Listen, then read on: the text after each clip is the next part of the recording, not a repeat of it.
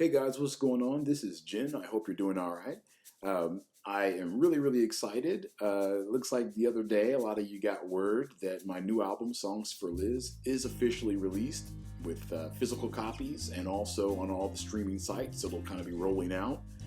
I'm really honored and touched that so many people have reached out to me personally and asked how they can support the record. So I'm going to be soon mailing out many of these copies, but there's a way to listen at any budget. There's streaming and also iTunes, all the usual suspects. So thank you again. This is where things get kind of interesting. I am a bit of an artsy-fartsy type guy. Essentially, I'm of the belief that a creative person should make a work and put it out there and leave it and kind of let it take a life of its own. I think that that's maybe the best way to do things. All that said, that is complete bullshit, isn't it? You know, we know that historically a lot of music and art and movies, graphic novels, books, usually whenever someone releases a work, there's some sort of a tour, that allows them to basically get, on the road and support that record or that project. Now, not just in the era of coronavirus, but even just the last roughly 40 years, we've seen the media kind of slide away from interviewing artists. And for me personally, I'm a big fan of Frank Zappa and Steve Vai. And I know I've watched those guys who are, at different parts of their career, they've been independent, but also in many cases they've been with labels, but they really had to do the lion's share of the promotion for their products. So I am such a big fan of Frank Zappa and some of the interviews that he did that were just nuts, because Frank was wild, but he was so intelligent and he was so articulate. And same with Steve Vai has just kind of shown us how it's done, that, you can speak about a project as much or as little as you want, but it really does need the advocacy that the artist can provide. And so I do want to take this time to do a short video. Essentially, my goal is to kind of talk a bit about the project, be as honest as I possibly can. Also, this is going out to a lot of my gearheads, my music nerds who have already begun asking me about how I recorded certain things. And so I want to answer those as directly as I possibly can. I'm, not arrogant enough to think that I can to do much but just talk. But in some cases, I know people are recording a lot right now because they're sitting at home. And so I'm hoping that maybe anything that I can say will be of help. And if so, let me know. But let's jump to it.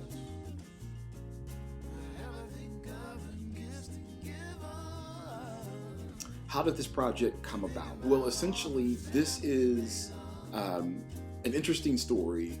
At the end of the day, the songs from this album were written as a possible collaboration with Elizabeth Carney of the band Kids and Chemicals.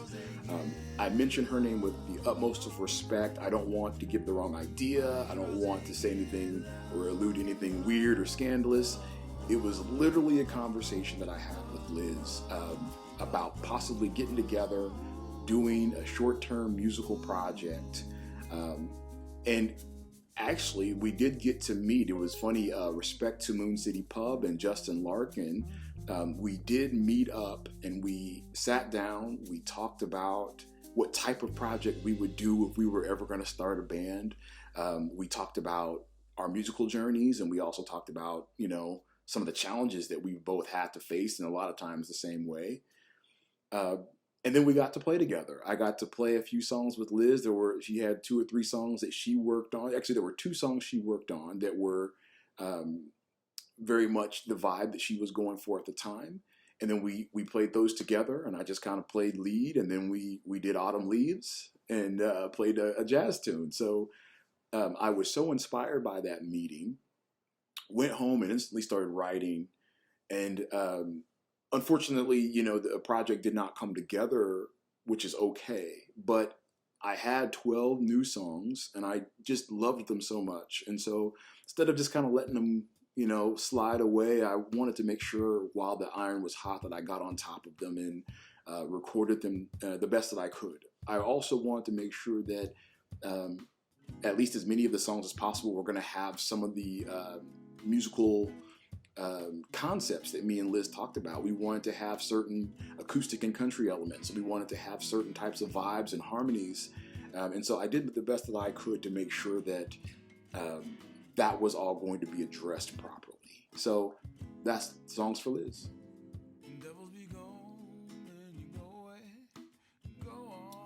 Who played on the album? Me.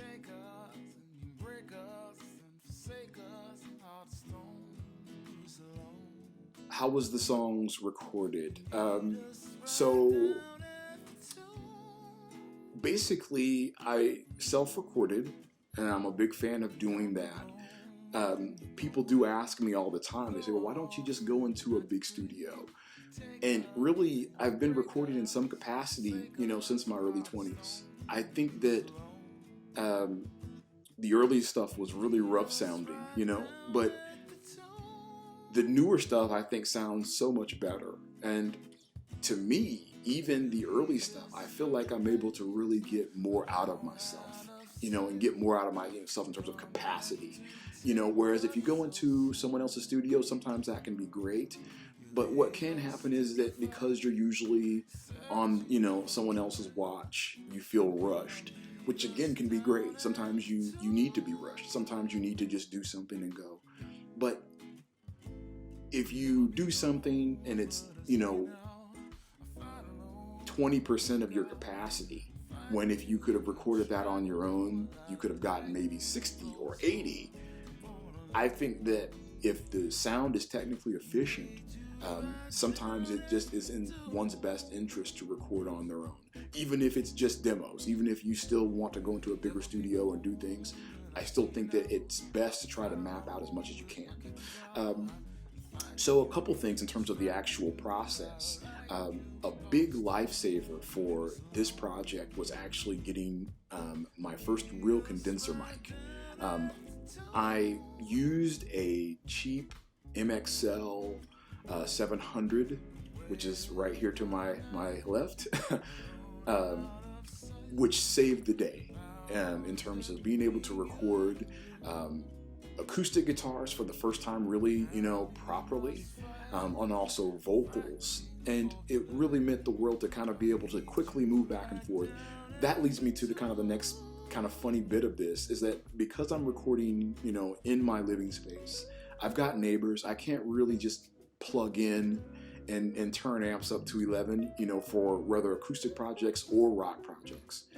But I had to still be kind of savvy with how I did things. So a lot of people that know me know that I love to get up and practice first thing in the morning. But I messed up my practice schedule during this because I have a neighbor in particular that, I have to be mindful of to keep the peace. So I would get up in the morning, and if I looked out the window and saw that this neighbor was not in, it didn't matter what I was doing. I would drop everything, set up mics, set up gear, and try to instantly start recording acoustic guitars and vocals. I think that a lot of times that can be such a challenge when you're in a home or an apartment. If you sing like you're in a home or an apartment, the records, they can sound stiff. They don't really have that energy. So, this particular neighbor, when they would go, I would just say, okay, it's time to record. So I'm really happy with the vocals for the most part, and I was able to really dig in and do what I needed to do. Also, in terms of how, what I ended up doing is using primarily direct-in guitar recording, meaning that, again, in the space that I'm in, my little music room here, my little messy music room, I'm not really able to plug in into an amp and turn up and then mic that. That's just not really a reality for me. So I use the amplitudes, not the actual amplitude, but amplitudes like, digital amps and modeling. And then also used different pedals that I have, and then also used a studio mixer. I really love the sound of the preamps that you get with interfaces and studio mixers.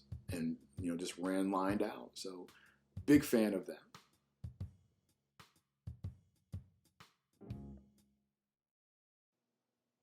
What instruments were used? Okay, so basically, I'm really blessed that I've got some, instruments and things at my disposal that I can get a lot of the sounds that I really wanted to get for a very long time. It's been important, though, that for the making and recording of songs for Liz, I think I mentioned, a lot of the early conversations that I had, the original inspiration was that we wanted this to have an acoustic soul and basically to be an acoustic album in some capacity. So I don't play a lot of acoustic live, but in a studio session, I love acoustic guitars. I love just how different types of acoustic sound, the timbre changes with every different thing, miking techniques. So speaking directly, a lot of the acoustic sounds were done truly live, meaning that I would get the percussion or the drum track together, however different ways, get that going, and then basically would perform vocals and acoustic together with the condenser mic. I do not recommend doing that. I don't think that's the best way or the smartest way. But again, I think when you go to somebody's live show and you hear them performing acoustically and they're really nailing it, it's probably not perfect, but the energy is so much better than kind of like, a stiff vocal and a stiff acoustic guitar performance. So I wanted to make sure that as many songs as I could have that live element. So I used for a lot of this album, most of this album has what's called the Ibanez AEG-1 acoustic. That's a classical guitar, and basically just recorded it direct, in terms of with vocal. I also used an Ibanez AF-85 with a piezo pickup, which was installed by Daniel Brown of Browntown Instruments. That guitar, I would use the piezo. I did not use the piezo on the classical, but because I don't like the sound of a piezo pickup on a nylon string guitar typically. It sounds kind of crass to me. But a piezo pickup on a steel string guitar, I think, can sound pretty cool. A funny thing that we found out later on was that the Fishman Powerbridge, which is the piezo pickup used on that Ibanez AF-85, sounds really good, but it picks up some sounds behind the bridge or behind the saddle. So sometimes you get this metallic clank that sounds almost like dulled bells. I don't know how to describe it, but that's all over the record. But I loved it, so I kept it in. And for a lot of times, like some of the more band sounds, which we'll talk about, but some of the band songs that incorporated that, I used that 85, that piezo for the strumming. This kind of Western sound of a strumming that I really like. Also, I used on most of the leads my trusty Ibanez AF-95 that has a Gibson 57 Classic in the neck. It is just my constant workhorse. I love that guitar more than life, and that is the lead guitar part on most of the album. Also, this time around, I did not keep particularly great notes about what guitars were on particular tracks, but I know throughout I did use an Ibanez AR-620 on one or two solos, and then I used another Ibanez AF with P90s for a solo, and then an Ibanez, I think that was it. Ibanez AR-620, AF-85 with P90s, and another AF-85 with a piezo. So, yeah.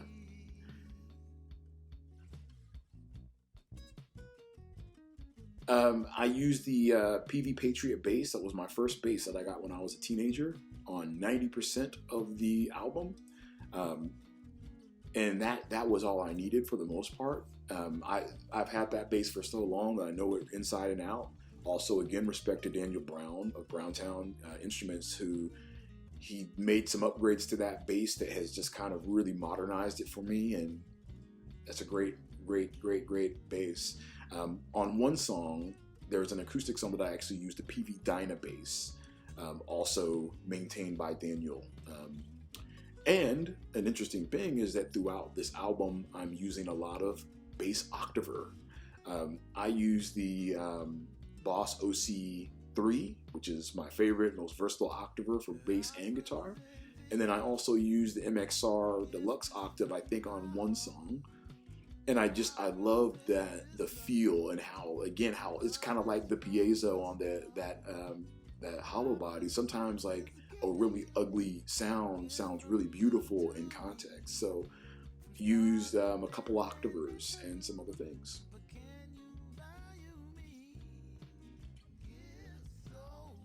What are my favorite songs? I don't really, talking about a favorite song on a record is a little bit like talking about your favorite kid without sounding cliche. I don't want to do that, but I like all the songs for different reasons. And one of the cool things about this record is that I hear kind of three very different, distinct sounds throughout the record. And then basically different songs really fall very easily into those categories. So there is an acoustic soul, that's kind of what I keep saying, an acoustic vibe to this element, this record that I really love has kind of shown up. There's a few songs in particular that really speak to that. Primarily, the first song on the record is called Heroes.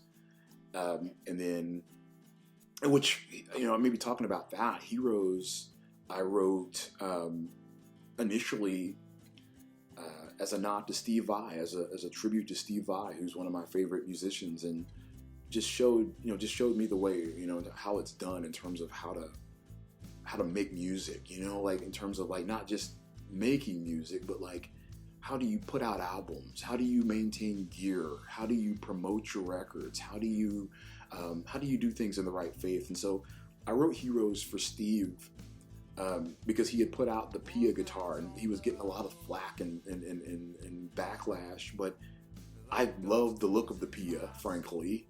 And I felt like, man, this guy is doing everything right, and it doesn't matter that he's getting this backlash. I'm still very inspired by him. So, Heroes is to me like such an acoustic soul, song or record, And then same with Tombs, which has more electric elements, but Tombs is also an acoustic record. That was actually one of the first songs that I sent to Liz when I got started, and then. Another one's called Get to You. Get to You is also like the first three songs are to me like acoustic songs. And then there's that. Another kind of element of this is what I consider band songs. Band songs are, where we purposefully would use kind of like live sounding drums and a certain live element. The next songs on there, War Clouds, Sea of Blue, kind of are that. And I really love the sound of those, particularly Sea of Blue. I think Sea of Blue just really is, it's the first single, and we've got some stuff out for that. But man, I love that band element, and it really makes me want to get a group together to play songs like that. The third element is kind of what I think I'm maybe known for, which is more of a R&B type flavor. To me, the R&B music, essentially from Sam Cooke to Chris Brown, like from the late 50s, early 60s to the present, I am a big fan of. I'm a fan of all different types of R&B. And a lot of the music that I record, that R&B just comes out. It's like there's nothing I can do about it. It just rears its head. So on the record, Gifts is kind of a nice, combination of acoustic sounds. The solo and the rhythm parts are done with acoustic guitars, but there's like this kind of really grainy R&B drum track. And so Gifts, Clouds Go By, and You Must Build It have that R&B flavor. There's also like when I hear "You Must Build It," that's something that, you know, I really want everyone to hear that record. But yeah, and then there's also the last song on here, which is "To the Wind," which is another acoustic track, and I used a resonator on that.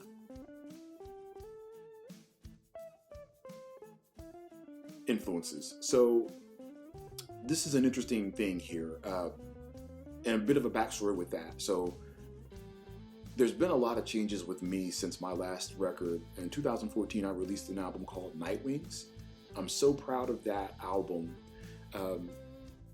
But even like right as I finished that record, there were things that were changing for me. I know, for instance, my musical values were changing, and my musical goals were also changing. For instance, during the 2014 recording sessions, there was like particular people that I was like maybe trying to emulate, you know, like I know that Prince and Marvin Gaye and, you know, Stevie Wonder, you know, like all these guys were such, you know, Kanye, you know, like they were all kind of like an influence that I was listening to directly and trying to see if that could inform the music. But right after that album came out, I got to hear some albums that really challenged my perspective. One was recorded by my friend Earl Holmer. He is a great guy, a senior professor over at MSU in Springfield, Missouri. He's a multi-instrumentalist. He's just a unique guy. He's such a sweetheart of a guy. But he had given me, he said he was going to give me a copy of his new album, which you should check out. Check out Earl, and I'll tag him in this. But he said he was going to give me an album, and I said, no, I want to buy it. And I bought his album. And I went home and instantly was floored. I listened to the album front to back. I was so inspired by what I heard. I never heard anything like it. You know, it was like, and he told me that he had just kind of set up with his acoustic guitar and a friend had helped him. But it was just the most him music. You know, it was like without influence. I mean, I'm sure he has his influences, but it was like hearing somebody make music where they're not trying to sound like someone else was such a beautiful and deeply refreshing and deeply challenging thing to hear. And so the music was brilliant. And really since then, you know, that has been my goal. My goal has been to say, we all have our influences and people hear different things, but let's just, when we're in a studio session, whether if you're at home with your smart device just hitting record, or if you're in a $1 billion studio, $1 million studio, the goal is not to sound like any other person. The goal is to sound like you. And if you're writing songs, it's so cliche to say, but you have to serve the songs and be respectful to the songs. And you don't want to try to force any other thing on it. It's already been influenced. It's just a matter of honoring the soul and the spirit of that. So that is what I'll say up front. Since it's been released, I hear the music, and I do hear the influences over the last several months for me. A big influence is Thundercat. Thundercat is a guy that, like, I listen to his music sometimes daily. I love his concept, his inception. A lot of his music, funny enough, has grainy drum beats and just his basses. Over the years, I mean, things have gotten a lot more maybe sophisticated in some ways, but like the heart and soul of his music is still him with drum machines and a bass singing soul music, singing R&B music. And this is another guy that we're about the same age, you know, and he's, you know, Thundercat has played everything from heavy metal to folk stuff like I have. So big up to Thundercat. Also big up to KDRU at Drury University. Mr. Jonathan Graves is the driving force behind KDRU and the beautiful, amazing, independent music that I hear. And so I drive my old Crown Vic, and every time I'm in the car, I pretty much leave it on KDRU. And I hear the influence of some of the bands like Henry Nowhere and, you know, a lot of this stuff is kind of like what they call so-called bedroom pop. So big respect to KDRU and Jonathan, Professor Jonathan. Big respect to Henry Nowhere and Thundercat and all the people that inspired me in this record.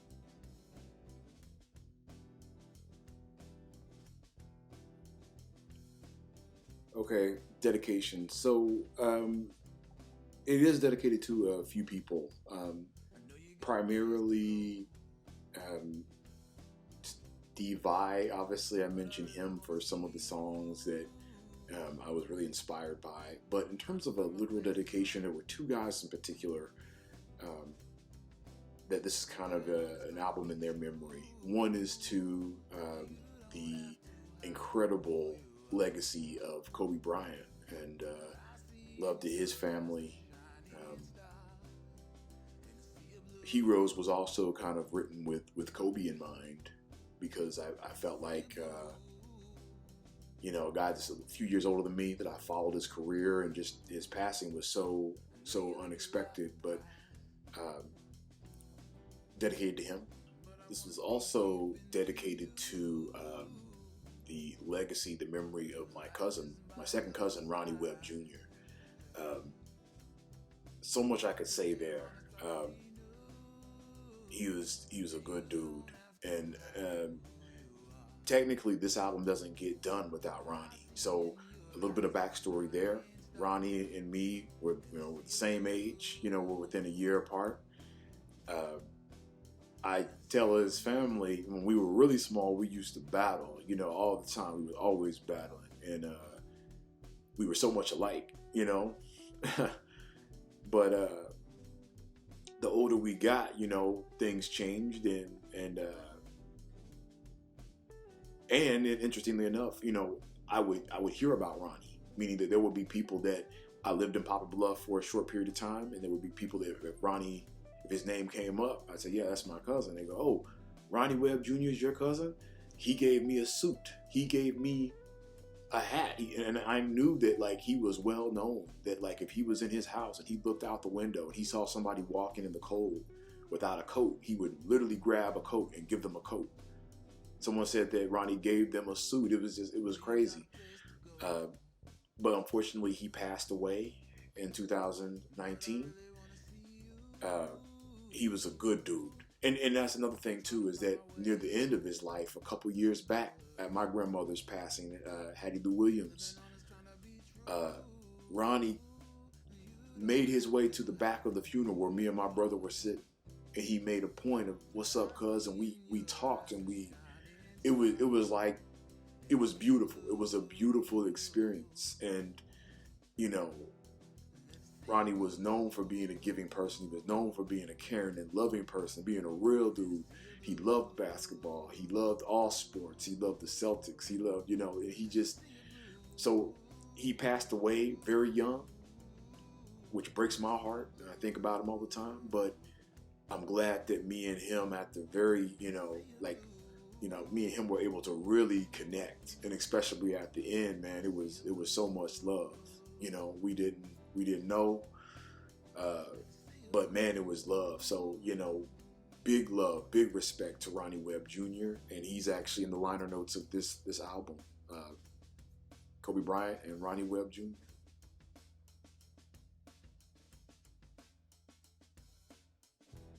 The mixing and mastering. So the mixing was done by me. And I should also say that, yes, I did all the instruments and did all the fun stuff there, all the vocals. The drumming was generally programmed from different, things that I have at my disposal. But there was a female vocal on one of the songs, and I won't say which one. But for the people that have listened to the album, you'll hear it. And if once you hear it, send me a message. Let me know that you heard it. But essentially, there is a female vocal from one of the DAWs I use, and it's called Christy Vocal. So I don't know who Christy is. It was just a loop, but thank you very much to her. But basically, all the things, all the instruments, programming were done by myself. It was mixed by me, but the mastering was done by the amazing Jonathan James. He's in a lot of projects, but he's the bass player and one of the main producers of Someone Still Loved You, Boris Yeltsin.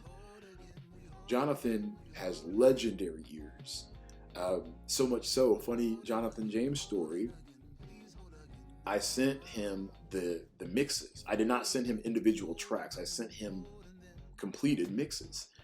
And he instantly was responding once he was able to sit down with the music, which was very quickly. He said, "Hey, I'm hearing popping on the left side," and he was hearing specific frequencies and specific tracks within a mix. And it was amazing. And so he was able to go through and not just kind of fix the screw ups that I made. He just breathed new life into the tracks, and he took artistic liberties that were just brilliant. And so mastered by Jonathan, who I just love all he does, and I love his work with the Mystery Hour and Boris Yeltsin and just all the tracks that I think he's involved with Dragon In. So all these I'll link to, but respect to him and all his work.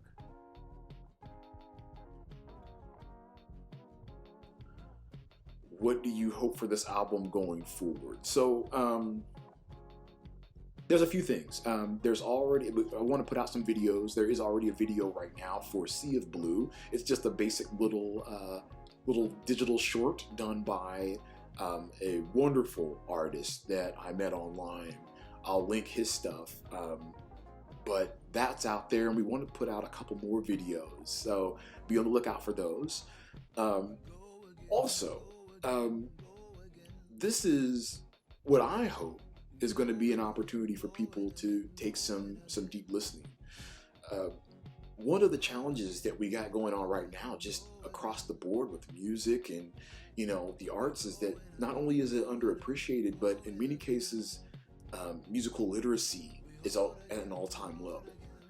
So we have people that love music more than life, but they've relegated the music to the background of their lives. They don't really sit and listen to full albums. They don't sit and listen to even just singles. And sometimes songs are literally 3 minutes, and people do not take 3 minutes of their life to sit and deeply listen and hear the instrumentation, hear different arrangement, things, hear harmonies. Like, to me, that's the way that you listen to music, that you take it in and you try to deeply dissect it, and you'll have a greater appreciation for it if you do that. Also, maybe to that end, because music literacy is at an all-time low, unfortunately, you have people that maybe hear music in a vacuum. They might have a favorite artist that they love, but they don't really go, well, who influenced that person? And who influenced that person? And go back and back.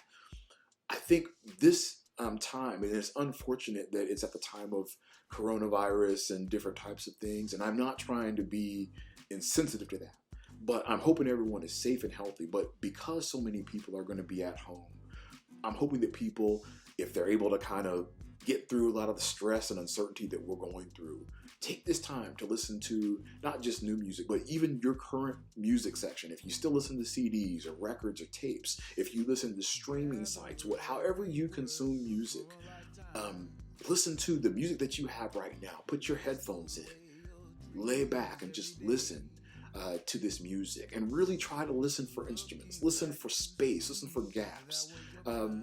If there's music that you have actual physical CDs, read the liner notes, see who's playing what and why. The deeper that you get into this music, the more you're going to love it and appreciate it.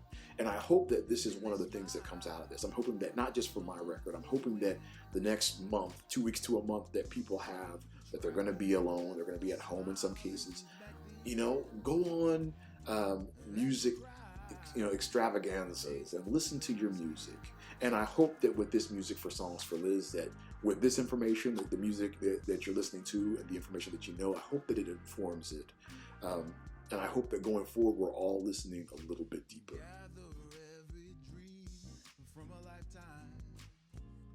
So I want to thank you guys so much for not only taking a listen to this video, but for all the people that have invested in the album, whether on the streaming site or bought a physical copy. I am so deeply touched. I'm so deeply honored. I want to say thank you because I want to make sure that during this time everyone knows that I understand the challenges that we are going through, but I hope that if you're able to listen to this music, that it brings any sort of comfort or joy, or something that you're able to enjoy. And let me know what you think. Thank you guys so much. Cheers.